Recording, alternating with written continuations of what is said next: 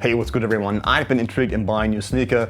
I haven't been paying much attention to the sneaker market lately because I've been doing so many other things that are more important than sneakers, but still these caught my interest. Of course, it is a New Balance pair. This is the New Balance U2010AGY. And I was opting between this one and the grade A version, but I chose this one because this reminds me a lot of the beef and broccoli colorway, even though the midsole here is not a brown. This is an anthracite, but all the other colors on the sneaker, as that green mesh and the brown leather or suede, remind me a lot of a beef and broccoli colorway, and I don't have this colorway yet. I have enough of gray sneakers, so this perked my interest and I bought them. They arrived pretty quickly, and I was excited to unpack them actually, and I tried them on, but I want to give you my final verdict at the end of this video, also starting, so stay tuned. So let's start with the review actually. I haven't been doing this in quite a while. Materials are pretty nice, and actually I have to say that this is hard to tell if this is suede. Yeah, it's kind of suede, but it's very short nap. It feels very, very smooth. You do get a little bit of backstroke on the materials here.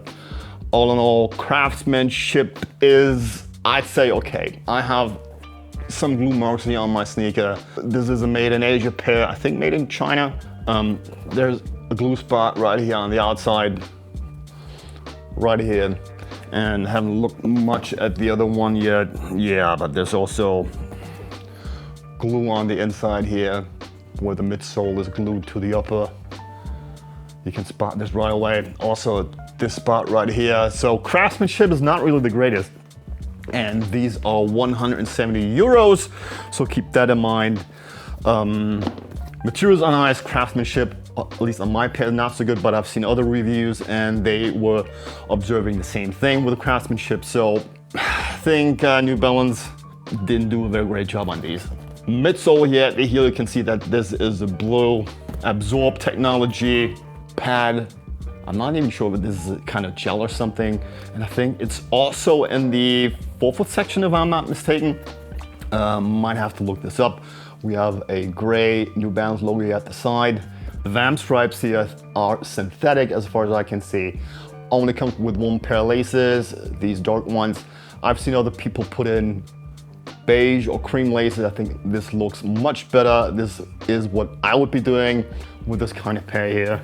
Furthermore, we have 3M throughout the shoe, at the heel here, and at the toe section, as you can see. And what I find interesting is that they have picked up a little bit of the design language of the 920. The made in UK pair, you can see that there's mesh lurking underneath. A friend of mine is not really convinced by that.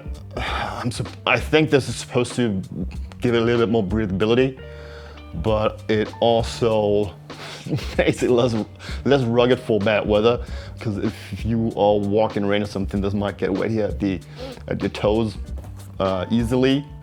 So, but I can understand his point of view, and I wouldn't disagree, but it's a design choice, I think, and we're not always wearing the same shoes in the same kind of weather, so each shoe has different purpose, but the colorway itself is so outdoorsy that I think you can wear them in bad weather without being afraid messing them up too much. Insole says NB 2010, tongue is also 3M. Also, I think that's 3M around the New Balance logo at the side. Black outsole with some blue inserts here. A hard plastic shank for stability.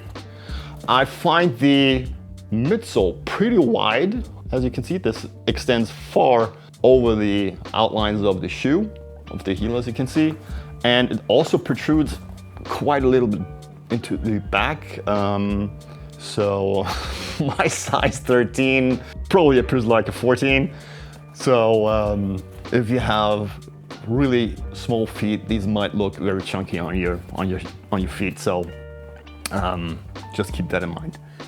Sizing, like I said, I went with a size 13, 47.5. This is my true size in Nike and an Asics, or Asics is 48, but US 13. And I find them roomy. They are I think they're very wide. Also, there's a lot of space here on the mesh on top. I can easily push this down about half an inch, so 1.25 centimeters, 1.5 centimeters, which I find a lot. I have another 2002R, which has the same thing, which also fits a little bit more roomy, and I don't like that one bit. I would never wear that pair because of that, because I have rather narrow feet, and my feet are just drowning in these kind of sneakers. So these are roomy for me. Don't like that at all. Also, what I don't like about these is the midsole. To be honest, not my thing. You think this would give you a lot of stability to the side, but the midsole is very, very soft. So with the combination of the fit in the forefoot area and that soft heel, I do not have much support in the shoe, and I think I'm always wobbling around. Not a fan at all. So I don't think I'm gonna keep them. I think they look okay. Seeing other people wearing these, I really like them, but they're so close to the 2002R, which is, in my opinion, the better model because of the midsole. It's much firmer. I prefer a firmer midsole. If it's too soft for me, I'm getting problems walking. I'm getting problems in my knee joints. Not a good thing. And I have sneakers that are this soft and they are causing problems for me over time. So I'm not looking forward to that kind of stuff. So I'm gonna return them.